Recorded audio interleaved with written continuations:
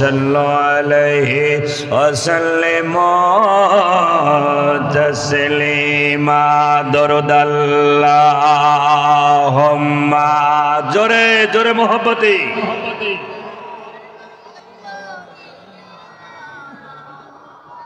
এতগুলো লোক সাউন্ড কম কে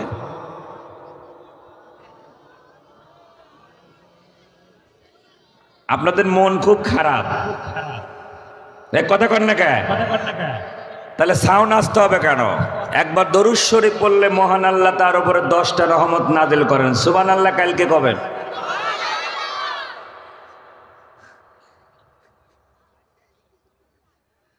এতগুলো লোক আমরা ইমানদার এই কথা কন না কে আগের মতো কি ধরার ভয় আছে এই খুকসা এই যে আপনার তহসিল অফিস থেকে আমার ধরে নিয়ে গেছিল আজ থেকে 4 বছর আগে সমস্যা নাই ধরা দেখে আমরা ভয় করি না ওই সময় বক্তৃতা দিছি আর এখন তো ধরার ভয় করে যে ধরবি তারে আমরা ধরবো কথা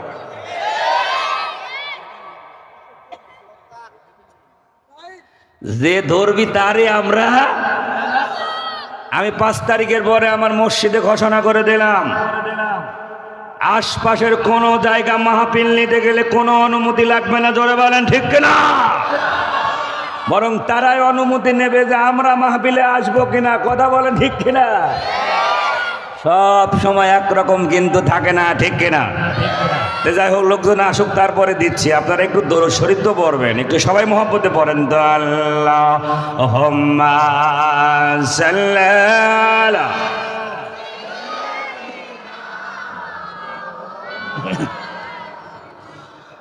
وعلى علي سيدنا مولانا محمد হাসরের মাঠে সেজদায় পড়ে কাঁদিবেন নবীজি জড়ে যার মাফ করে দাও গামালা উম্মত আমার গুনাহগার আল্লাহুম্মা জোরে জোরে মোহাম্মদে মাওলানা মুহাম্মদ ওয়ালা আলি সাইয়্যিদিনা মাওলানা মুহাম্মদ जब खुद हमला मिठा आए तब खुदा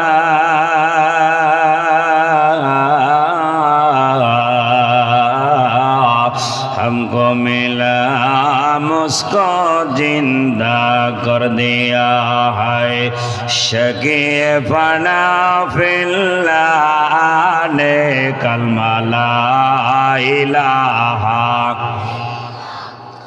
जोड़े ला इलाहा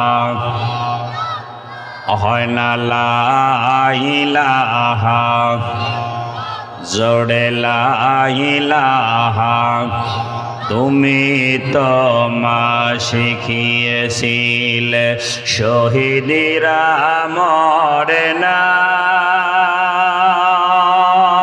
তাই হয়েছি শহীদি মাগো অভিমান করোনা মা অভিমান করোনা তোমার আমার দেখা হবে মাগো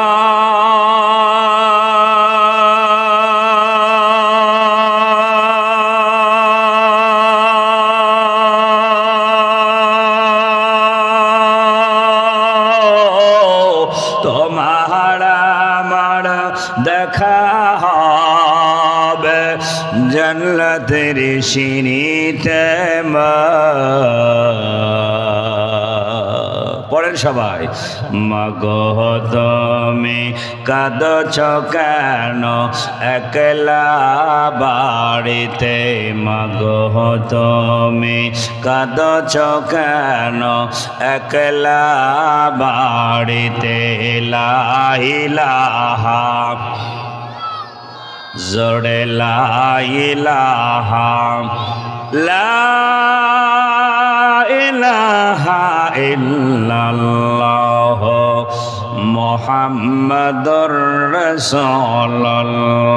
বালাগাল উলা বিকামালিহি কাশাফাদ দুজা বিজামালিহি হাসানাত জামিউ খিসালিহি সাল্লাল্লাহু আলাইহি ওয়া আলিহি।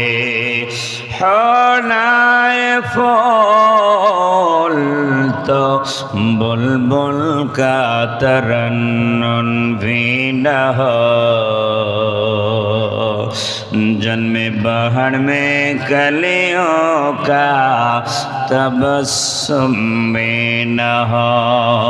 बलगल उला बिकमालिहि कशफद दुजा बिजमालिहि हसनत जमीउ खिसालिहि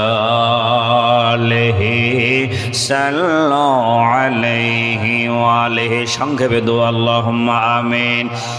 रब्बना ज़लमना अनफुसना व इन लम तगफिर लना व तरहमना लनकुनन्ना मिनल खासिरिन। আরশের মালিক, জমিনের মালিক, গোটা পৃথিবীর মালিক আল্লাহ গো, তোমার কুদরতি চক্ষু দিয়া তুমি তাকায় দেখো আল্লাহ।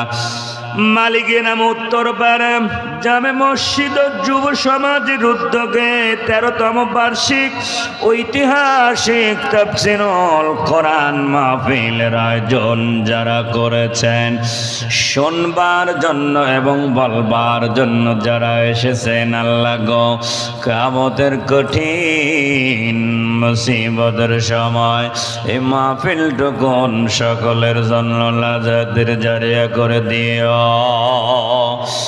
রব্বুল আলামিন।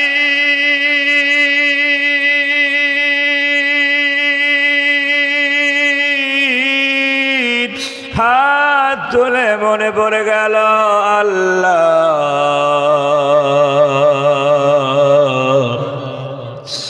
জনম দুঃখিনী মা বাপ যাদের গহীন খবরে একটা অক্ষর দিয়ে লেখা মা, আর মনে হয় দুনিয়ার সমস্ত মতো অক্ষরটারে ঘিরে রেখেছে। এই মালিকি নামের কত মানুষ আব্বা মা হারা, আত্মীয় স্বজন হারা, আব্বা মার কবরে আর কাঁদায় না, চোখের দৃষ্টি সীমা পর্যন্ত কবরকে প্রশস্ত করে দাও।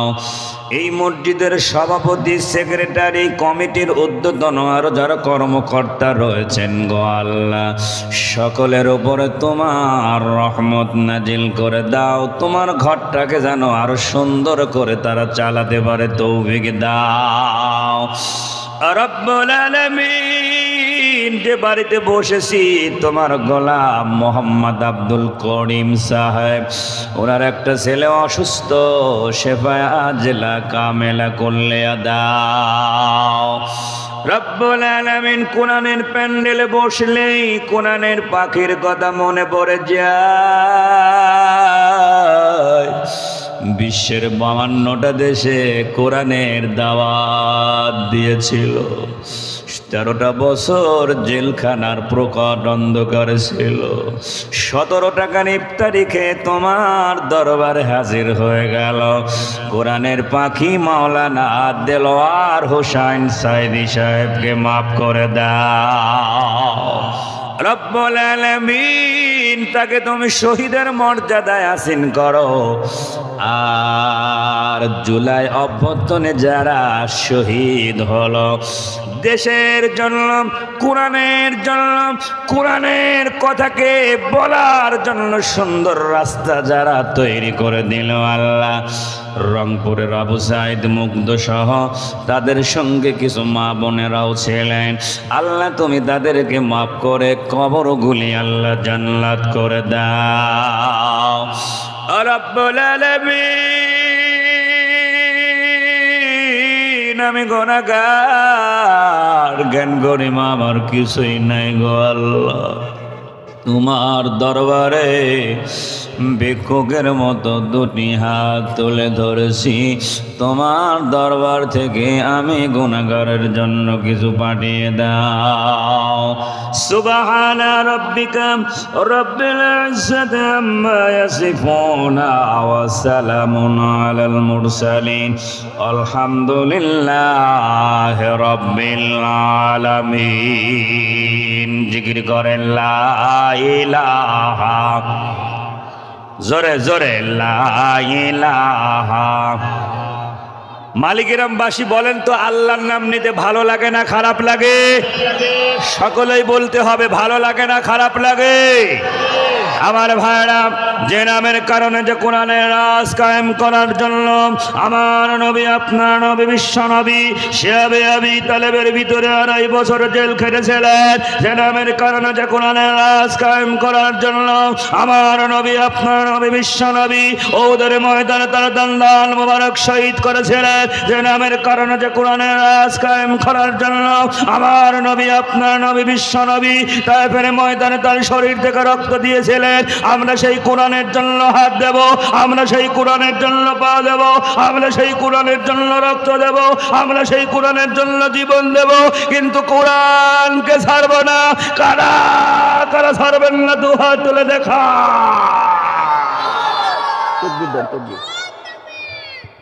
নারায়ে তাকবীর, নারায়ে তাকবীর, নারায়ে তাকবীর, নারায়ে তাকবীর। মাশাআল্লাহ মাশাআল্লাহ। মাঝে মধ্যে তাকবীর দিলে কি আপনাদের খুব ভয় করবে? জোরে বলেন তাকবীর কাহা?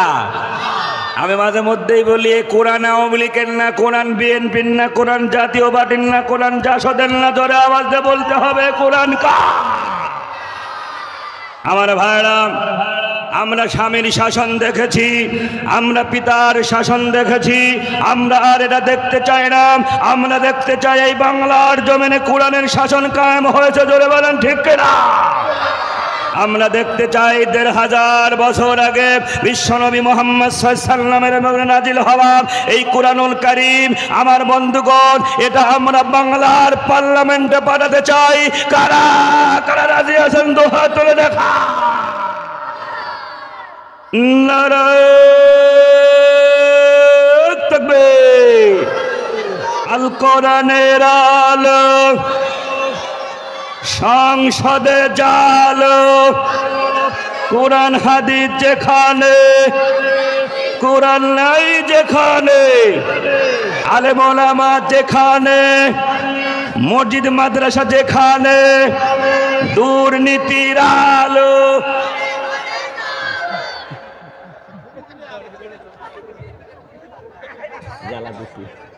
একবারে ঝুলিয়ে রয়েছে, ঠিক কিনা? আগা বসতে হবে, লোকজন হচ্ছে না, আগায় বসতে হবে। ওই দেখেন পরিচালনা পরিষদ বলতেছে, ভাই কোরআনকে যারা মহব্বত করেন কোরআনের সাথে সাথে চলে আসতে হবে। কোরআন সামনে, জোরে বলেন কোরআন পিছনে না সামনে? তাহলে আমরা পিছনে থাকবো কেন? আমরাও সামনে আসবো কোরআনের দিকে। জিকিরের সাথে সাথে চলে আসে সুবহানাল্লাহ, আলহামদুলিল্লাহ, লা ইলাহা। ওই যে ভাই চলে আসেন, লা ইলাহা। মালিকেরাম, উত্তরপাড়া জামে মসজিদ যুব সমাজের উদ্যোগে 13তম বার্ষিক তাফসীরুল কোরআন মাহফিলের সুযোগ্য সভাপতি সাহেব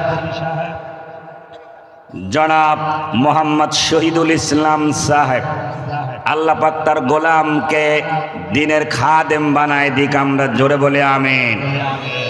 আজকের এই মাহফিলের প্রধান অতিথি বীর মুক্তিযোদ্ধা জনাব মোহাম্মদ আলাউদ্দিন খান সাহেব, আল্লাহ পাক তার গোলামকে দিনের জন্য কবুল করুন, আমরা বলি আমিন।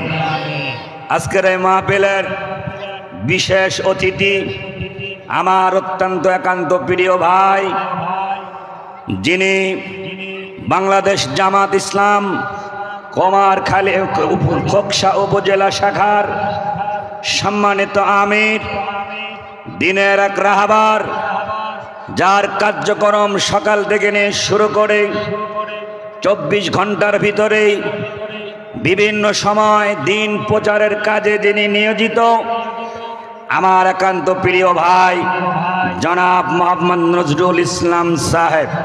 আল্লাহ পাক তার গোলামকে দিনের রাহবার হিসাবে কবুল করুন, আমরা বলে আমিন। আজকের মাহফিলে আলোচনা শুনিয়ে ধন্য করেছেন মাওলানা মুফতি আব্দুর রহমান সাহেব। ইতিপূর্বে আপনাদেরকে আলোচনা শুনিয়ে ধন্য করলেন জনাব হজরত মাওলানা সাদ্দাম হুসাইন জিহাদি সাহেব। ভাইজানের কণ্ঠকে গোটা জাতির জন্য কবুল করুন, বলেন আমিন।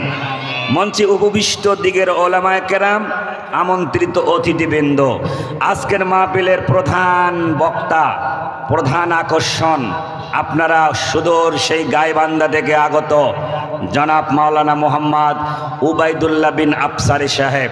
ভাইজান এসে গেছেন, উনি রেস্টে আছেন, খুব বেশি সময় লাগবে না। আপনারা যারা এখনো বাইরে আছেন খুব দ্রুত মেহরবানি করে চলে আসুন, উনি তাড়াতাড়ি চলে আসবেন। আল্লাহ পাক তার গোলামকে কবুল করুন, আমরা বলি আমিন। আমার সামনে উপবিষ্ট আমার অত্যন্ত শ্রদ্ধেয় প্রীতিতুল্য মুরব্বী যুবক ভাইরা, স্নেহস্পদ কচিকাচারা, থেকে থাকা পর্দার অন্তর আড়ালে অবলা সরলা সুশিক্ষিতা আমার মা এবং বোনেরা, প্রত্যেকের প্রতি আমার আন্তরিক সালাম। আসসালামু আলাইকুম ওয়া রাহমাতুল্লাহি ওয়া বারাকাতুহু। মহান আলিশান দরবারে লাখো কোটি শুকরিয়া জ্ঞাপন করছি যে মহান আল্লাহ সুবহানাহু ওয়া তাআলা আমাদেরকে অত্যন্ত সুন্দর পরিবেশ, আজ কিন্তু খুব এটা বেশি শীত নয়, কালকে আমার প্রোগ্রাম ছিল আমবাড়িয়া, কালকেও আজকের থেকে বেশি শীত ছিল, কিন্তু এত সুন্দর পরিবেশে আমরা এখানে বসতে পেরে জোরে বলেন তো আমরা খুশি করাবো কার? আরো জোরে আওয়াজ দিয়ে বলতে হবে কার? আমরা দিল থেকে একবার উচ্চারণ করি আলহামদুলিল্লাহ। শত করে দরুদ আর সালাম বিশ্বের সেরা মানুষ, শ্রেষ্ঠ মানুষ, নির্যাতিত নিপীড়িত নিগৃহীত মানুষের যিনি বন্ধু, পৃথিবীতে তিনি আর আসবে না, কিন্তু রেখে গিয়েছেন তার উপরে নাজিলকৃত কোরআন, রেখে গিয়েছেন তার আদর্শ এবং সুন্নাহ। এই দুইটা জিনিসকে আঁকড়ে ধরার কথা রাসূলুল্লাহ বলেন, তারাকতু ফীকুম আমরাইন লান তাদিল্লু মা তামাসসাকতুম বিহিমা কিতাবুল্লাহি ওয়া সুন্নাতু রাসূলি।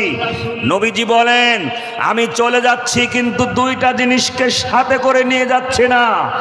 একটার নাম হলো কিতাবুল্লাহ, আল্লাহর কিতাব, দুই নাম্বার হলো ওয়া সুন্নাতু রাসূল, আর আমার আদর্শ। এই দুইটা জিনিসকে যদি তোমরা আঁকড়ে ধরতে পারো, শয়তান তোমাদের ওয়াসওয়াসা দিতে পারবে না। এহেন নবীর উপরে ভক্তি ভরে একবার দরুদ এবং সালাম সকলে বলি সাল্লাল্লাহু আলাইহি ওয়াসাল্লাম। সম্মানিত উপস্থিতি, আমার আলোচনা যখন শেষ হয় তখন আপনারা আমাকে উঠালেন, এই জন্য আমি মাত্র 30 মিনিট বক্তৃতা দিতে পারবো, আর 30 মিনিট মসজিদের উন্নয়নের জন্য আমাকে একটু কালেকশন করতে হবে। এই জন্য সমস্ত বক্তৃতা সব কাট করে দিয়ে আমার মূল বক্তৃতায় আমি আপনাদেরকে আনতে চাই। সেটা হলো যে আমি গুনাহগার যেখানে বক্তৃতা দিই, আমার সামারাইজ বক্তব্য যেটাকে হেডলাইন বলা হয়, ওইটা আমি আগে বলে দেওয়া পছন্দ করি, যাতে মানুষের বুঝতে কোনো অসুবিধা হয় না। আমাদের দেশে বহু জায়গায় আলোচনা হয়, যেমন আমি কালকে থেকে 2 দিন ফরিদপুর জেলার মধুখালী থানাতে থাকবো ইনশাআল্লাহ। ওই এলাকার কিছু প্রোগ্রামে আমি অনেক আগের থেকেই করি, সারা রাত ব্যাপী আলোচনা হয়। এখানে কিন্তু সারা রাত হবে না, সর্বোচ্চ 12টা প্লাস, মানে 12টা পর্যন্ত, এরপরে নাও হতে পারে, টার্গেট হলো তাই। তে ওখানে সারা রাত ধরে ওয়াজ। আমি একবার গেলাম, সেখানে আমার বক্তব্য দেখলাম যে আমার সিরিয়াল হলো 10 জন বক্তা। কয়জন বক্তা? এ কথা কন না কে? 10 জনের ভিতরে আমি 4 নাম্বার সিরিয়াল কুষ্টিয়া থেকে গেছি। এইবার যাওয়ার পরে আমি জিজ্ঞাসা করলাম, আচ্ছা ভাই আমার বক্তৃতাটা কোন সময়? কয় যে হুজুর আপনি মসজিদের মধ্যে খায়া দেয়া টান টান হয়ে ঘুমান, ফজরের নামাজের 2 ঘন্টা আগে। কথা কন। কয়টার সময়? ফজরের নামাজের 2 ঘন্টা আগে আমার বক্তৃতা।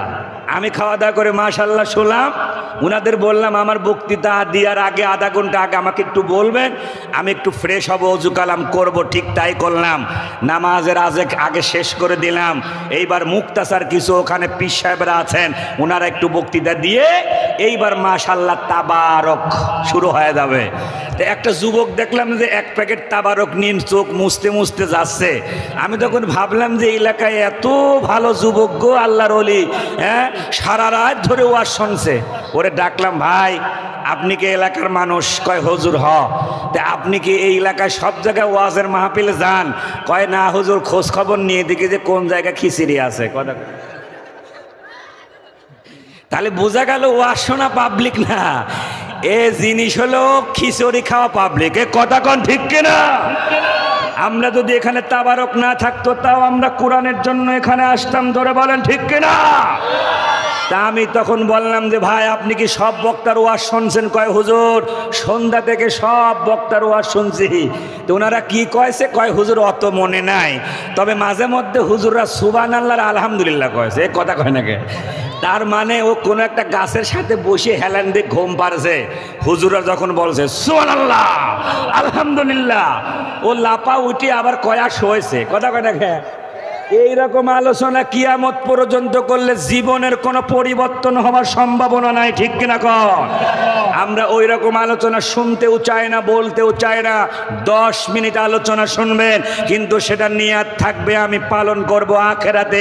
ওই আলোচনাটা যেন নাজাতের ওসিলা হয়। কথা কন ঠিক কিনা? এই জন্য একটা এক্সাম্পল দেব আর আমার সামারাইজ বক্তব্যের হেডলাইনটা বলে দিয়েই, যেহেতু অল্প সময় তো আমি বেশি পিছনে যেতে পারবো না। এই যে কুরআনুল কারীম, এইবার আসেন আমি আমার সামারাইজ যেটা সেটা হেডলাইনটা বলে দিই। পবিত্র কুরআনুল কারীমের 42 নম্বর সূরা, সূরার নাম হলো সূরাতুশ শূরা, আয়াত নাম্বার 42। একটি মাত্র আয়াতকে ঘিরে আমি আপনাদের মাঝে যতটুকু সময় পেয়েছি আলোচনা টানতে চেষ্টা করব। সেটা হলো আখেরাতের আসামি কারা? দুনিয়ার আসামি আমরা খেয়াল করি, টাকা পয়সা দিয়ে হলেও জেলখানা থেকে তাকে হাজত থেকে বের করে আনা যায় না, যায় না? কিন্তু আখেরাতে আদালতে আল্লাহর কাছে যদি ধরা পড়ে যায় তাদের কিন্তু আর কোনো মুক্তির রাস্তা নাই। আমরা আজকে অল্প হলেও জানতে চেষ্টা করব আখেরাতের আসামি কারা, কোন কোন অপরাধের কারণে তারা আখেরাতের আসামি হবে। এই মর্মে আমি আপনাদেরকে আলোচনা শুনতে চাই। আপনাদের কি মনোযোগ আছে আলোচনা শোনার? দেখি কারা কারা শুনতে চান হাত তুলে দেখান তো। লিল্লাহে তাকবীর, মাশাআল্লাহ, অ্যাটেনশন আছেন। আমরা আলোচনায় বসে বুঝতে পারি আলোচনা শুনবে না শুনবে না, এটা কিছুটা আমাদের নলেজ আছে। এইবার আমরা আসি একটি মাত্র এক্সাম্পল, এরপরে কোরআন থেকে ডাইরেক্ট আলোচনা। এই যে পবিত্র মাহে রমজান আসতেছে, বলেন তো রোজাদারের জন্য খুশির খবর আছে না নাই? কিন্তু যারা রোজা রাখে না খালি জিজ্ঞাসা করতেছে হুজুর এই রোজা কবে হবে নি? তাই বললাম ভাই আপনি কি রোজা রাখেন? কয় না। কিন্তু তাহলে বারবার জিজ্ঞাসা করেন কে? কথা কয় না কে? মানে রোজা যে না তার চিন্তা বেশি, আল্লাহ বিড়ি কেমন খাবো না, কথা কয় না কে? আমার পাশে বসে আমার মসজিদে প্রতিদিন 100 জনের ইফতারি দিই। আমার মসজিদে আমার পাশে বসে একজন ইফতারি করতেছে, আমার কাছে হুজুর আজকে তো ছোলাটা স্বাদ হয় নাই। আমি বললাম ব্যাপার কি? আমার তো ডাউট লাগতেছে, আমার তো সবই ভালো লাগতেছে, ছোলা বড়া তারপরে আরও যেসব খাবার, প্রত্যেকটা খাবার খুব স্বাদ লাগতেছে, রোজা আছি। তা আমার খুব সন্দেহ হলো। সেই সময় 17 রোজার দিন। তো কানে কানে বললাম যে ভাই আপনি কি রোজা আছেন? কয় হুজুর এটাও নাই। মালিকেরাম ভাই কন তো রোজার দিনে রোজা না রাখলে দিনের বেলা স্বাদ এসে সেই লোকের কি আর বিকেল বেলা কোনো খাবার ভালো লাগার কথা? তাহলে ওর তো স্বাদ লাগবে না। এইবার আসেন, সেই রমজান মাস কিন্তু সামনে, রজব মাস এসে গেলে রাসূলুল্লাহ একটা দোয়া পড়তেন, আল্লাহুম্মা বারিক লানা ফি রজব ওয়া শাবান ওয়া বাল্লিগনা রমাদান। কথা কোন ঠিক কিনা? আল্লাহ রাসূল বলতেন হে রব্বি কারীম, রজব এবং শাবানের বরকত দাও আর রমজান পর্যন্ত আমাদেরকে পৌঁছিয়ে দাও। আলহামদুলিল্লাহ, যেহেতু সময় অল্প তো আমি খুব মেপে মেপে কথা বলতেছি যে অন্যদিকে গেলে আমি আর সময় পাবো না। এইবার আসেন আমার ভাইরা, এক্সাম্পল একটা একটা দিয়েই শুরু করব কোরআনের কথা। এই রমজান মাস যখন আসে তখন কি মসজিদের খাদেম, মুয়াজ্জিন, ইমাম সাহেবের অন্য মাসে সমস্যা হলেও রমজান মাসে কি খাবারের কোনো অসুবিধা হওয়ার কথা? জোরে বলেন কথা। তার মানে অনেক ফজিলত, এই জন্য সবাই পারাপারি লাগায়, হুজুর এবার আমার বাড়ি খাবেন, সভাপতি কয় আমার বাড়ি খাবেন, নজরুল ভাই বলে আমাদের বাড়ি খাবেন, মানে খাওয়ার কোনো অভাব নাই। এই রকম সভাপতির বাড়ি, আজকের সভাপতি সাহেবের কথা বলতেছি না, আবার মাইন্ড করবেন না, ওনার বাড়িতে, সভাপতির বাড়িতে ইমাম সাহেব রমজানের সাহারি, ইফতারি, ওই রাতের খাবার, 30 দিন রোজা হয়েছে, 30 দিন কমপ্লিট খাবার খেয়ে উনি চলে এসেছে, কোনো সমস্যা নাই। পরের বছরে আবার রোজা আসার আগে এইবার কমিটির ঊর্ধ্বতন কর্মকর্তা সবাই মিলে বসে সিদ্ধান্ত নেওয়া হচ্ছে এই বছরেও কি সভাপতির বাড়িতে খানা খাবে ইমাম সাহেব? সভাপতি উপস্থিত, ইমাম সাহেবকে সহ কমিটির সভাপতিকে জিজ্ঞাসা করা হলো, আচ্ছা সভাপতি সাহেব আজকে এই বছরে কি আপনি খানা দেবেন? তখন বলতেছে না, এই বছরে আমি ইমাম সাহেবের খেতে দিতে পারবো না। আরও যে সমস্ত সদস্য ছিল তারা বলতে লাগলো, ব্যাপার কি, আপনার তো ধনী মানুষ, টাকা পয়সার অভাব নাই, তাহলে দেবেন না কেন সেই ব্যাখ্যা আপনাকে দেয়া লাগবে। বলে ইমাম সাহেব বসে থাকলে বলতে পারবো না, ইমাম সাহেবকে হুজরাখানায় পাঠায় দেন, তারপরে আমি বলতেছি। কমিটির লোকজন বললেন, হুজুর একটু হুজরাখানায় যান, আমরা সভাপতির মুখ থেকে একটু শুনি, তারপরে আপনাকে আবার ডাকতেছি। এইবার আমার ভাইরা জিজ্ঞাসা করলো, কেন দেবেন না? কয় যে ইমাম সাহেব যেই ঘরে বসে খানা খাইছিল ওই ঘরের থেকে কিছু টাকা চুরি হয়েছে। আসলে ওনার তো বলতে পারতেছি না, আমাদের মনে মনে টার্গেট উনিই নেছে। কথা মালিগ্রামের লোকেরও কি টার্গেট ইমাম সাহেবই নেছে? কথা কয় না কে? এইবার ইমাম সাহেবের এই কথা শুনে সভাপতি সহ সবাই তো রেগে অস্থির। কমিটির কি ব্যাপার, এই মালিগ্রামের ইমামের বেতন কম দিতে পারি, তাই তো উনি এক বাড়িতে যায় অন্যের বাড়ির টাকা চুরি করবে? এটা হতেই পারে না। হুজুর কোথায় আসে? হুজুরকে ডেকে আনা হলো। হুজুরের সামনে যখন এই কথা বলা হলো, হুজুর তো রেগে লাল হয়া আবার উনি ঠান্ডা হয়ে গেল। বলল, কথা উনি ঠিকই বলেছেন, টাকাটা আমি হাত দিয়ে নিয়েছি, সেটা কিভাবে সেটারও আমি ব্যাখ্যা দিচ্ছি। আমি খাচ্ছিলাম, কিন্তু ফ্যানের বাতাসে টাকাটা কোথায় ছিল আমার জানা নেই, কিন্তু ফ্লোরে ওই বাতাসে 200, 500, 1000 টাকার নোটগুলো পড়ে গেল ভিতরে। মা বোনেরা, আমি তো ওইগুলো গুছায়ে ভিতরে যেতে পারি নাই, বিধায়ী আমি সব টাকাগুলো এক জায়গা করে ওইখানে র্যাকের উপরে রাখা কোরআন শরীফের যেখানে ফাতেহা সূরা আছে ওই সূরার কাছাকাছি আমি কিন্তু কোরআন শরীফের ভিতরে টাকাগুলো রেখে আইছিলাম। তাহলে বোঝা গেল সভাপতি সাহেবের বাড়িতে 1 বছরের ভিতরে কেউ কোরআন শরীফ খুলে পড়ে নাই। কথা কয় না কে? আলোচনা কি চলবে সারা রাত? দেখি কারা কারা হাত তোলেন তো, হাত তোলেন তো। ওরে সর্বনাশ, খেপে খেপাবাসী হয়ে গেছে, সারা রাত তো হবে না। এইবার আসেন তো আমার ভাইরা, যেহেতু আমরা কোরআনের একটা এক্সাম্পল দিয়ে নিলাম, ও বাদাম খাওয়া যুবকেরা অ্যাটেনশন প্লিজ, জান্নাতের বাদাম এর চাইতে অনেক স্বাদ। এ কথা বল না কে? দুনিয়ার বাদাম খায়া তোমরা সময় নষ্ট করো না, এমন একটা জিনিস এখান থেকে তোমাদের বাদ পড়ে যেতে পারে যুবকেরা রে, ওই আলীর সঙ্গে জান্নাতে যাওয়া তোমাদের অসুবিধা হয়ে যাবে। জোরে বলেন ঠিক কিনা? এই জন্য আমার বাইরে খুব গভীর মনোযোগ দিতে হবে। অল্প কিছু কথা কোরআন থেকে বলে নিয়ে আমার মূল কথার দিকে আপনাদেরকে নিয়ে যেতে চেষ্টা করব। এই কোরআন এমন একটা গ্রন্থ যেটা কোনোদিন জীর্ণ হবে না, শীর্ণ হবে না, পুরাতন হবে না। বিজ্ঞানের সুউচ্চ মশাল, গোটা পৃথিবীর মানুষের হেদায়েতের একখানা কিতাব গো।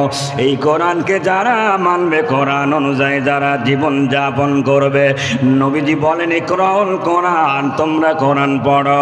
ফাইন্নাহু ইয়াতি ইয়াউমাল কিয়ামা, কিয়ামতের দিন শাফিআল লিআসহাবিহি, কোরআন তোমাদের সুপারিশ করে আল্লাহর জান্নাতে নিয়ে যাবে। সুবহানাল্লাহ। ও মালিকেরাম, এলাকার ভাইরা, এই কোরআনের মাহফিলে সবাই কিন্তু আসে নাই। এলাকার ভিতর দিকে মহান আল্লাহ আমাদেরকে বাছাই করে ভালোবেসে সুন্দর পরিবেশে এই জান্নাতের বাগানে আমাদেরকে বসার সুযোগ দিলেন গো। জোরে আওয়াজ দিয়ে বলতে হবে শুকরিয়া আদায় করার দরকার আছে না? কোরআনের মাহফিলে যদি আমরা বাংলা আলোচনা করি নোটে সিঙ্গেল লেখি একটা নেকি নিয়ে বাড়ি যেতে পারবেন না, কিন্তু মাঝে মধ্যেই আমরা কোরআনের তেলাওয়াত গুলো দেব, ওই তেলাওয়াতের অক্ষর গুলো পড়ব, প্রত্যেকটা অক্ষরে অক্ষরে আমি 10টা করে নেকি নিয়ে যাব। আপনারা যদি মনোযোগ দিয়ে শুনতে পারেন আপনারাও 10টা করে নেকি বাড়ি নিয়ে যেতে পারবেন। আল্লাহু আকবার কর। ও মালিকিরামের ভাইরা গভীর মনোযোগ, মহান আল্লাহ বলেন লা ইন শাকারতুম লা আযীদান্নাকুম ওয়া লা ইন কাফারতুম ইন্না আযাবি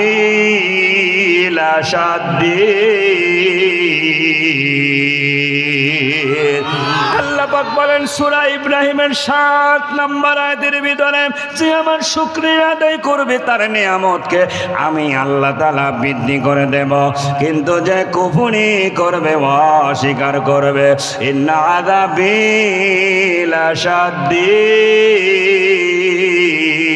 লাশাদীদ। আমার আল্লাহ বলে তাদের জন্য মস্ত বড় আযাবের ব্যবস্থা, জোরে বলেন তো আছে না নাই?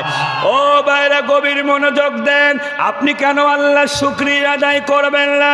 এই দেহের ভিতরে একটা মারের জন্য লক্ষ্য করুন, এই দেহের ভিতরে 2টা প্রধানতম জিনিস রয়েছে, তার ভিতরে 1 নম্বর হলো কন্ট্রোল রুম যেটাকে বলা হয় ব্রেন, আর একটার নাম হলো জেনারেটর যেটাকে বলা হয় হার্ট।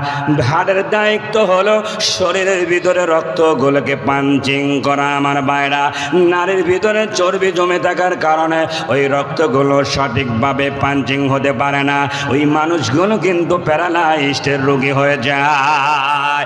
ও ইমানদার মুসলমানেরা গভীর মনোযোগ, কেন আপনি আল্লাহর শুকরিয়া আদায় করবেন? ওই প্যারালাইজড রোগীরা যদি বেঁচে যায় তাদেরকে বাইপাস করা লাগে। আমাদের দেশের বহু মানুষের এরকম বুক ফাড়া আছে, বাইপাস করা আছে।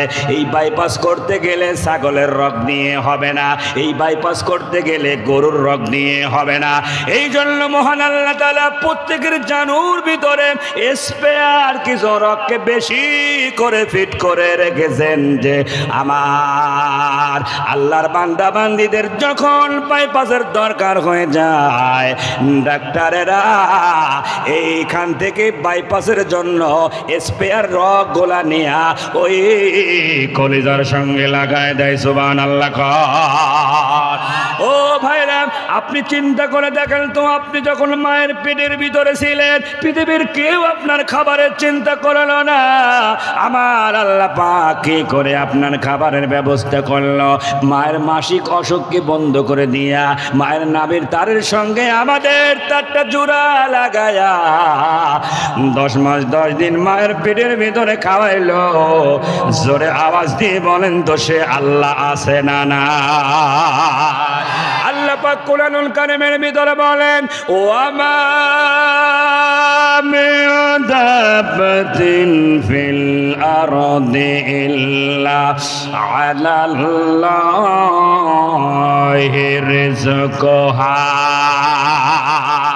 পৃথিবীতে এমন কোন বিচরণশীল জীব নাই যার রিজিকের দায়িত্ব আমার আল্লাহ গ্রহণ করে নাই। আপনারা সুলাইমান নবীর নাম জানেন গো, উনি কিন্তু আমার ভাইরা আল্লাহ এত ক্ষমতা ওনাকে দিয়েছিলেন, এত মুজিজা দিয়েছিলেন, পাখির ভাষা পর্যন্ত সুলাইমান নবী বুঝত। উনি নদীর পাশে বসে রয়েছেন, উনি দেখতে পেলেন একটা পিপিলিকা মুখে খাবার নিয়ে চলে আসতেছে, কিন্তু ওই নদীর পাশ দিয়ে যেখানে আসতেছিল নদীর একদম কিনারায় বড় একটা ব্যাঙ এইভাবে হা করে আছে। ব্যাঙের মুখের একদম সামনে সেন্টার পজিশন পর্যন্ত যখন পিপিলিকাটা এসে পড়ল, গপ করে ওই ব্যাঙটা পিপিলিকার খাবার সহ গিলে ফেলল। সুলাইমান নবী ওখানে দাঁড়ায় চিন্তা করতে লাগলেন ব্যাপার কি কি হয় দেখা যাক।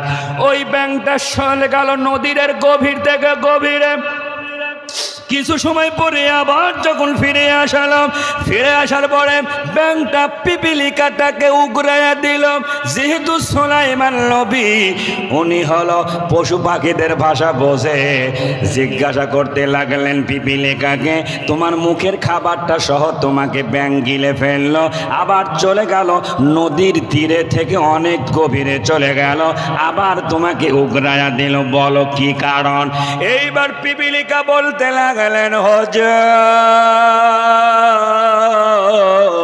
ওই নদীর গভীরে এমন কিছু মাখলুক আছে যারা অন্ধ। সুবহানাল্লাহ কোন সুবহানাল্লাহ। এমন কিছু মাখলুক আছে যারা অন্ধ, চলতে ফিরতে পারে না, কিন্তু তাদের খাবারের দায়িত্ব জিম্মাদারি আল্লাহ নিয়ে নিয়েছেন। আমার মাধ্যমে আল্লাহ খাবারগুলো পৌঁছায়া দিচ্ছেন, কিন্তু অত দূর পর্যন্ত আমি যেতে পারবো না, বিদায় আমার আল্লাহ ব্যাঙের পেটের ভিতরে ঢোকায়া ওই অন্ধ মাখলুকের খাবার আমার আল্লাহ পৌঁছায়া দেন। সুবহানাল্লাহ ক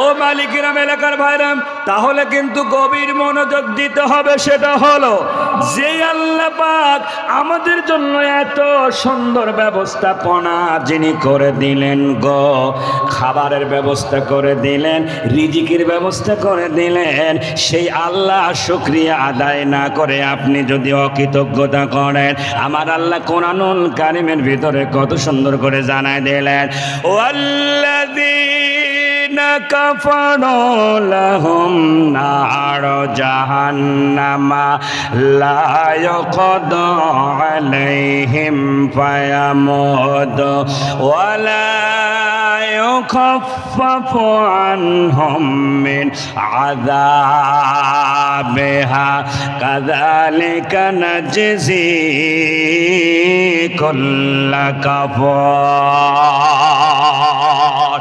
আল্লাহ পাক বলেন, আল্লাযীনা কাফারু, যারা কুফরি করে, লাহুম নারু জাহান্নাম, তাদের জায়গা হলো জাহান্নাম। এই জাহান্নামের কঠিন আযাব তারা সহ্য করতে পারবে না। আল্লাহর কাছে তারা তিনটা আরজি জানাবে। এক নাম্বার আরজি হলো, হে রব্বি কারিম আল্লাহ, তুমি আমাদের মরণ দাও। কিন্তু মরণ তো একবারই, জোরে কন্যা মরণ কয়বার? একবারই তো মরণ। আগে সামনে ভালো ছিল। ও বন্ধুরা খেয়াল করুন, মরণ তো একবারই এবং নির্ধারিত সময়ের ভিতরেই মরণ হবে। মহান আল্লাহ তাআলা বলেন, ওয়া মা কানা লিনাফসিন আন তামুতা ইল্লা বিইযনিল্লাহি কিতাবাম মুআজ্জালা। আল্লাহু আকবার কর। আল্লাহ পাক বলেন, মানুষ আল্লাহর অর্ডার ছাড়া এক সেকেন্ড আগেও মরবে না, এক সেকেন্ড পরও মরবে না। জোরে কন্যা ঘোষণাটা কার? আইনামা তাকুনু ইউদরিককুমুল মাউতু ওয়ালাউ কুনতুম ফি বুরুজিম মুশাইয়াদা। আল্লাহ পাক বলেন, পৃথিবীর মানুষেরা রে শোনো, পৃথিবীর যেখানেই তোমরা পলায়ন করো না কেন, সুদৃঢ় দুর্গের ভিতরে পলায়ন করো না কেন, মৃত্যু কিন্তু তোমাদেরকে ধরবেই ধরবে। জোরে কন্যা ঠিক কিনা?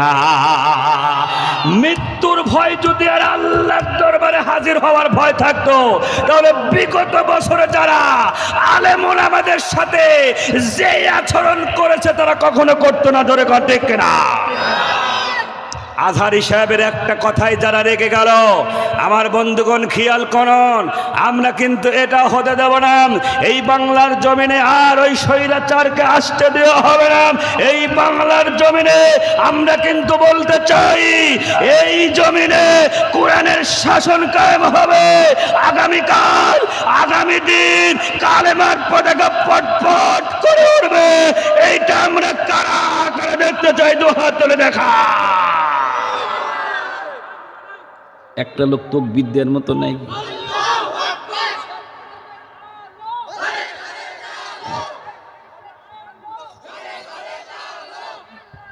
নারায়ে তাকবীর, আমার ভাইরা বসেন বসেন, সম্মানিত উপস্থিতি, আমরা ইমানদার, জোরে বলেন ঠিক কিনা?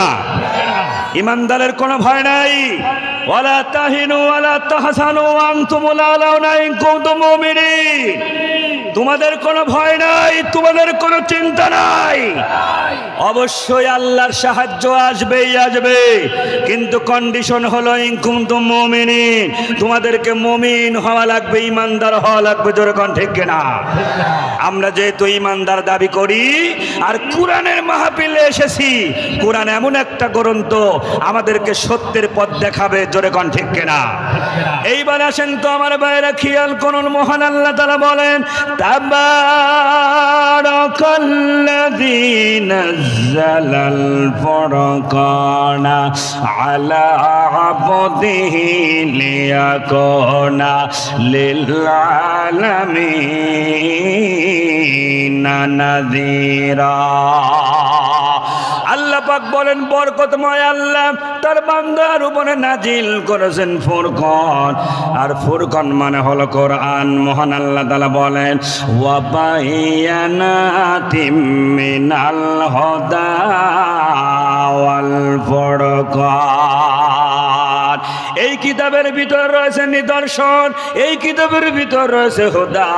মহান আল্লাহ তাআলা বলেন ফামান তাবিয়া হুদায়া ফালা খাউফুন আলাইহিম ওয়ালা হুম ইয়াহজানুন। আল্লাহু আকবার। এই কিতাবকে যারা মানবে, এই কিতাব অনুযায়ী যারা জীবন যাপন করবে, তাদের কোনো ভয় নাই, তাদের কোনো চিন্তা নাই। আবু জেহেল কিন্তু হেদায়েত পায় নাই। আমাদের সমাজে অনেক মুসলমান দাবি করে, তারা কিন্তু আমার ভাইরা কোরআনের সাথে সম্পর্ক রাখতে পারে নাই। কথা কোন ঠিক কিনা? আবু জেহেল কোরআন শুনেছিল কিন্তু কোরআনের উপরে ঈমান আনে নাই। অথচ আমার ভাইরা এই আবু জেহেল ওই সময় কোরআনের বিরোধিতা করেছিল। আবু জেহেল আল্লাহর নবীজি বললেন আব্দুল্লাহ ইবনে মাসউদ রাদিয়াল্লাহু তাআলা আনহুকে, এই কাবার ঘরের মধ্যে কি তুমি এই সবে মাত্র নাজিল হলো সূরা আর রহমান, এইটাকে তুমি তেলাওয়াত করতে পারবে? আমার ভাইরা, এইবার আব্দুল্লাহ ইবনে মাসউদ তখন বললেন হে আল্লাহর নবী, আমার জীবন যদি চলে যায় আপনার কথা আমি অক্ষরে অক্ষরে মানব। এইবার তিনি কি করলেন আমার ভাইরা, ওই কাবা ঘরের ভিতরে সূরা আর রহমান তিনি তেলাওয়াত করলেন। আবু জেহেল দূরে ছিল। এই আবু জেহেল যখন শুনতে পেলেন এই সূরার ভিতরে ফাবিআই আলা রাব্বিকুমা তুকাযযিবান, এই আয়াতটা কিন্তু অনেকবার এসেছে আমার ভাইরা। এইটা শোনার পরে আবু জেহেল কিন্তু চলে আসলো দূর থেকে, আব্দুল্লাহ ইবনে মাসউদকে মারতে শুরু করলো। মারতে মারতে জমিনের মধ্যে ফেলে দিলাম।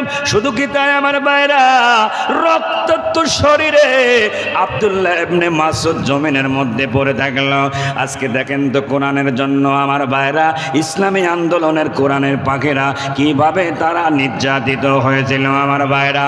আল্লাহর নবীজি কাবার পাদদেশে একটা চাদরকে বালিশ বানায়া তিনি কিন্তু আরাম করতেছিলেন। খাব্বাব তখন নবীজির কাছে যে বললেন হে আল্লাহর নবী, আপনি কি আমাদের জন্য একটু দোয়া করবেন না? আলা তাদউল্লাহ লানা, আপনি কি আমাদের জন্য আল্লাহর কাছে একটু সাহায্য চাবেন না? আলা তাস্তানসিরু লানা। নবীজি তখন ওইখান থেকে উঠে একটু বসে তখন বলতে লাগলেন হে খাব্বাব, কি এমন তোমাদের কষ্ট দেওয়া হলো? তোমাদের পূর্বে যারা দিন গ্রহণ করেছিল ফায়ু খদর রজুলা, তাদেরকে ধরে আনা হতো, ফায়ু পারলাহু ফিলার, আর বুক পর্যন্ত তাদেরকে মাটির নিচে কেড়ে দেওয়া হতো। এত কষ্ট দেওয়ার পরেও মাথার উপরে করাত দিয়ে ফেরে ফেরে তাদেরকে দ্বিখণ্ডিত করা হতো। এত কষ্ট দেওয়ার পরেও ওই জামানার দিন গ্রহণ করা একজন ব্যক্তির মুখ থেকে আল্লাহর নাম তারা ভোলাতে পারে নাই। আল্লাহু আকবার। এইবার আসেন তো আমার ভাইরা, আব্দুল্লাহ ইবনে মাসউদকে আবু জেহেল শুধু রক্তাক্তই করলো না, এইবার বড় একটা তার জোগাড় করলো। ওই তার এনে কানের সঙ্গে দিয়া পেঁচায়া এমন জোরে একটা হেসকা টান মেরে দিল, মাথা থেকে কানটা আলাদা হয়ে গেল। ও মালিক গ্রামের ভাইরা, ইসলাম কিন্তু এইভাবেই আসে নাই। ইসলাম আনার জন্য সাহাবায়ে কেরামদের রক্তে রঞ্জিত হয়েছে জমিন, আল্লাহর নবীর দান দান মোবারক শহীদ হয়েছে, আমির হামজার কলিজাটা পর্যন্ত দিতে হয়েছে। এই জন্য আমার ভাইরা, আল্লাহর নবীর সাহাবী আব্দুল্লাহ ইবনে মাসউদ ওইভাবেই তিনি চলে আসলাম। আসার পরে আল্লাহর নবীকে বললেন, হে আল্লাহর নবী, আপনার কথা আমি অক্ষরে অক্ষরে পালন করেছি, কাবার ঘরের ভিতরে আমি সূরা আর রহমান তেলাওয়াত করেই সেরেছি, কিন্তু এর বিনিময়ে আবু জেহেল আমার কানটা আলাদা করে দিয়েছে। ও মালিক গ্রাম এলাকার বাইরে, আমি আপনাদেরকে বুঝাতে চাইলাম সেটা হলো, এই কোরআন কিন্তু আবু জেহেলকে হেদায়েত করলো না, অথচ হেদায়েত করলো মুসআব বিন উমাইর। উনি কিন্তু আবু জেহেল যেখানে জন্ম, এই মুসআব বিন উমাইর কিন্তু সেখানেই জন্ম। আহা মুশরিকের ঘরে জন্ম নিয়েছিলেন, মা মুশরিকা লাত মানাত হবল হুজ্জার প্রশংসা করে, কিন্তু নবীজি কোরআনুল কারীম তেলাওয়াত করে মসজিদের বাইরে দাঁড়ায়া দাঁড়ায়া এই মুসআব বিন উমাইর শোনে। নবীজি কোরআন তেলাওয়াত শেষ করে মসজিদ থেকে বাহির হইলেন, এইবার মুসআব বিন উমাইর বলতে লাগলো, হে আল্লাহর নবী, আমার তো আসলে এখান থেকে দূর হয়ে যায়, কোরআন শরীফটা ভালো করে শুনতে পারে না, আমি কি মসজিদের মধ্যে ঢুকতে পারবো কিনা? নবীজি বললেন, না না না, ইন্নামাল মুশরিকুনা নাজাসুন, মুশরিকরা হলো অপবিত্র, তুমি মুসলমান না হলে কখনোই মসজিদে ঢুকতে পারবা না। কোন মুশরিক কি আল্লাহর ঘরে ঢুকতে পারবে? জোরে বলেন, পারবে? আপনারা শুনলে খুশি হবেন, গত 28 অক্টোবরের দিন আমার মসজিদে জোহরের নামাজের 1 ঘন্টা আগে একটা হিন্দু মানুষ, কনভার্টেড মুসলিম, ওনার হাতে এভিডেভিট, রাজবাড়ি ওনার বাড়ি, ওই এভিডেভিটটা আমি ফটোকপি করে রেখে দিলাম। উনি কোথার থেকে আসলে আমার নাম জেনেছে আমি জানি না, পরে শুনলাম ইন্টারনেটে আমার আলোচনা আছে, ওইখান থেকে দেখে আমার নাম্বার নিয়ে খবর নিয়ে তিনি চলে এসেছে। উনি বলতেছেন, হুজুর,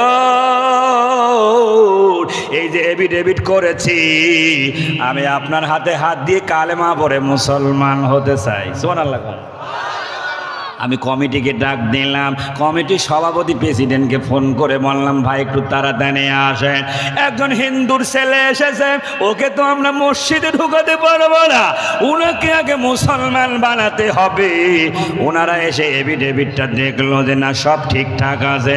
এইবার বলল, হুজুর, যেহেতু উনি আগ্রহ করেছে, আপনি ওনাকে কালেমা পড়ায়া মুসলমান বানায়া দেন। এইবার কালেমা পড়ায় মুসলমান করে দিলাম, একসাথে নামাজ আদায় করলাম। এটা গেল আজ থেকে 5-6 বছর আগে। পুরাদা এলাকার নাম পাশেই হলো কেউপুর বাজারে, আমি ওখানে প্রতি বছর 5 দিন মাহফিলের আমি 2 দিনে থাকি মাশাআল্লাহ। দ্বিতীয় দিনে আমার কোরআনের তাফসীর ছিল। প্রথম বছরে যাওয়ার পরে দ্বিতীয় বছরে একটা চিরকুট পেলাম, হুজুর আপনি আলোচনা করেছিলেন, আমি সেখানে প্রধান আলোচক ছিলাম। আলোচনার পরে উনি ওইটা তার ভালো লেগে গিয়েছে, ওই বছরে তিনি মুসলমান হয়েছে। একটা চিরকুট লেখা দিয়েছে, হুজুর গত বছর আমি আলোচনা শোনার পরে আমি মুসলমান হয়েছি। বাড়ি থেকে আমার খুব নির্যাতন করে, বাড়ি থেকে আমি বাহির হয়ে অন্য জায়গায় আমি থাকি, তবু আমি ইমানদারিত্ব ছাড়ি নাই, মুসলমানিত্ব ছাড়ি নাই।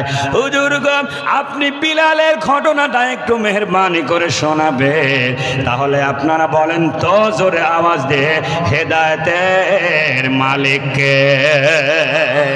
আবু জেহেল কুরআনুল কারীম শুনলো কিন্তু হেদায়েত হলো না। অথচ মুসআব বিন উমাইর উনি শোনার জন্য আগ্রহ করলো। এইবার নবীজি বলল, না তুমি মুসলমান না হলে মসজিদের মধ্যে ঢুকতে পারবা না। এইবার নবীর হাতে হাত দিয়ে কালেমা পড়ে মুসলমান হলো। কিন্তু বাড়িতে মা মুশরিকা, মা তো মেনে নেবে না। কিন্তু বাড়িতে আসার পরে মাকে বলতে লাগলেন, মা গো একটা কথা তোমাকে বলবো, ঘুরিয়ে পেঁচিয়ে কোনো কথা বলা আমি পছন্দ করি না, ডাইরেক্টলি বলতে চাই। এইবার মুসআব বিন উমাইর মা বলল, বাবা রে কি কথা বলবি বাবা বল, তুই কি বিয়ে শাদী করবি নাকি? কয় না মা বিয়ে শাদী না, এমন একটা কথা বলতে চাই, এই কথাটা বলার সাথে সাথে তোমার রাগ হতে পারে। তুমি যাকে পছন্দ করো না ওই আব্দুল্লাহর এতিম পুত্র মুহাম্মদ সাল্লাল্লাহু ওনার হাতে হাত দিয়ে কালেমা পড়ে আমি মুসলমান হয়েছি। আল্লাহু আকবার। ও মালিকিরামের ভাইরা, এখন কি তার মা গোশত দিয়ে ভাত খাওয়াবে? কথা কোন লাগে? এইবার আত্মীয় স্বজনকে ডাকা হলো। মুসআব বিন উমাইর মা আত্মীয় স্বজনকে ডেকে আনলো, বাজারে পাঠায়া দিল। বাজারে পাঠানোর পরে এইভাবে শিকলগুলো কিনতে বলল, যাও কয়েক জোড়া শিকল কিনে আনো। শিকল আনা হলো। এত সুন্দর সুদর্শন একটা যুবক ইসলাম ধর্ম গ্রহণ করার অপরাধে গর্ভধারণী মা তাকে ঘরের মধ্যে আটকায়া রাখলো। যত সামান্য খাবার দেয় তাছাড়া। ও মালিকিরামের ভাইরা, এই যে মুসআব বিন উমাইর ঘরের মধ্যে আটকা থাকলো, ওইখান থেকে বাহির হতে পারে কিনা, এরপরে তার অবস্থানটা কোন জায়গা যায় গো? সময় অল্প, এই ঘটনাটা কি জানার ইচ্ছা আমাদের আছে না? না কারা কারা শুনতে চান দু হাত তুলে তাকান। লিল্লাহ তাকবীর। একটু জিকির করেন লা ইলাহা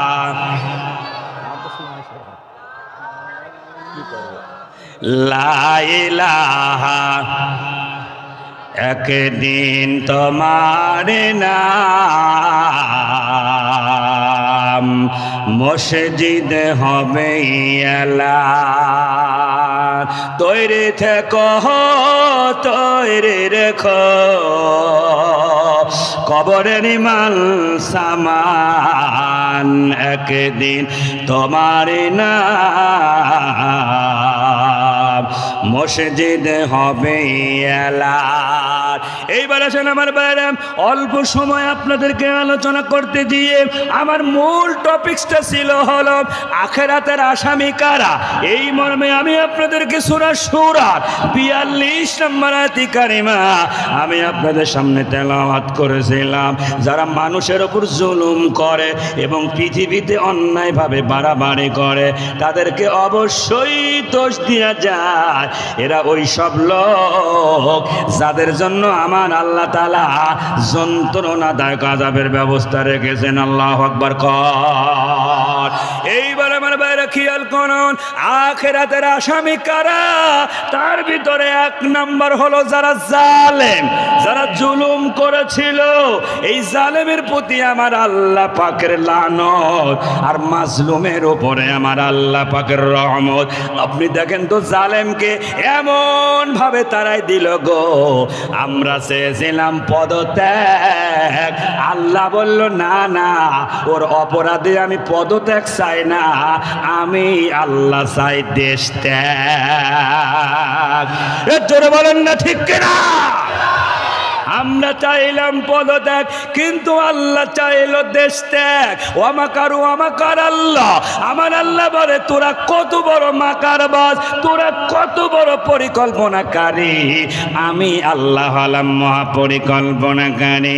আমরা ভাবি এক আর আল্লাহ ভাবে আর এক। এই কথা ঠিক কিনা? দেখেন চোরের মন পুলিশ পুলিশ, চোর ধরা যায় না। দেখেন যে যেই ধরনের অপরাধ করে সে কিন্তু সেই ধরনের মানসিকতা রাখে এবং সে ওই কথাগুলো বললে তার উপরে এরকম চাপায় নেয়। ডক্টর মিজানুর রহমান আজহারী সাহেব একটা কথা বলায় গোটা বিশ্ব ভাইরাল হয়ে গেল। একদল খেয়েছে আর একদল খাওয়ার জন্য পায়তারা করেছে, কথা কন না কে? কিন্তু উনি কি কারণ নাম বলেছিল? জোরে বলে। ধরেন এক জায়গা চোর ধরা যায় না, সে চোর না ধরলে পরে কিভাবে চোর ধরা যায় এই চিন্তা ভাবনা করে ওই প্রতিষ্ঠানের যিনি প্রধান এখন ছাত্রদেরকে এক জায়গা করলো। চোর ধরার কায়দাটা একটু শিখা দিই তাহলে বুঝতে পারবেন। তে সবাইকে অ্যাটেনশন করলো, ছাত্র ছাত্রীরা সবাই সেখানে আছে। সবাইকে বলা হলো যাও তোমরা ওই তোমাদের এই নাক থেকে পা পর্যন্ত হিসাব করে তোমরা একটু দড়ির ব্যবস্থা করো, সুতার ব্যবস্থা করো। এরকম নাক থেকে শুরু করে পা পর্যন্ত এরকম সুতা মাপ দিয়ে প্রত্যেকটা ছাত্র দিল আর বলল পাশের ঘরে একটা বাটি আছে, ওই বাটিতে কিছু তেল আছে, ওই তেলের মধ্যে চুবায়া তোমরা আনবা। কিন্তু যে চোর তার ওই সুতাটা এই নাক থেকে এক বট বড় হয়ে যাবে। কি হয়ে যাবে? কথা কন না, কি হবে? বড় হয়ে যাবে। চোর তো ওখানে ছিল, যে চোর না তার তো সমস্যা নাই, ও ওই রকমই জমা দিচ্ছে। কিন্তু চোর মনে করলো যদি বড় হয়ে যায়, সেই জন্য মূল দড়ির থেকে এক বট কাটি ফেললো। কি করছে? ওই এক বট কাটি ফেলছে। সবাই যখন দিল সবারটাই ঠিক আছে, কিন্তু চোর যে এখন দেখে চোরের ডা এক বট ছোট, চোরের কথা সবারটা বড় আছে তোমারটা ছোট কে? কয় যে আমি এক বট কাটি ফেলছি, তাহলে তুই চোর। কথা কয় না কেন? জোরে কন্যা ঠিক কিনা? আমাদের দেশে চোর ছিল না? আমাদের দেশে চোর আছে না নাই? চোরের ধরে নিয়ে গেল মেম্বরের কাছে, চোর হাই রে হাসা।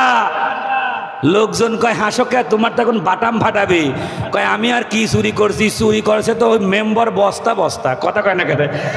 এইবার নিয়ে গেল চেয়ারম্যানের কাছে, চোর তো আরো হাসতে লাগলো। ওকে বললো আরো হাসো কে? তোমার তো এখন উত্তম মাধ্যম দেওয়া হবে। কয় আমি আর কি চুরি করছি? চেয়ারম্যান তো চুরি করছে টোনে টোনে। কথা কন না কে? আমার ভাইরা, আমরা কোরআনের শাসন চাই। চোর হয়ে যাবে সম্পদের পাহারাদার, আর নারী নারীর লোভাতুর লোকেরা নারীদের পাহারাদার হয়ে যাবে। জোরে বলে ঠিক কিনা? আমরা সেই শাসন এই বাংলার জমিনে চাই। কথা কন ঠিক কিনা? এক নাম্বার পয়েন্ট ছিল যারা জুলুম করেছে, জালেমের উপরে আল্লাহর লানত।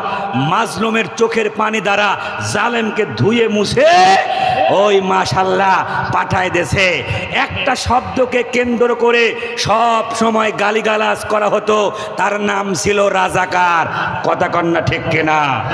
আল্লাহকার এই ট্যাগটাকে এত সুন্দর পছন্দ করে দিলেন, গোটা জাতির কাছে একটাই স্লোগান হলো তুমি কে আমি কে।